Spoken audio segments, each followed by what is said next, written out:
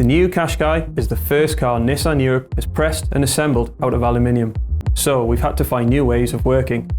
The new XL press is capable of 15 strokes per minute, all to precision detail, and up to a force of 2,400 tonnes per panel. The new process has meant hundreds of hours of training as we learn how to safely manage a highly explosive aluminium dust. The £52 million investment also includes the Cyclone, a recycling facility blasting scrap metal at 150 km an hour. It can handle more than 7 tonnes in an hour. The Cyclone ensures a greener, more efficient recycling process. Lightweight panels reduce weight and emissions. That means the car can accommodate more tech, including the heavier electrified powertrain for our customers. One thing hasn't changed: the attention to detail that means each panel is right, first time, every time.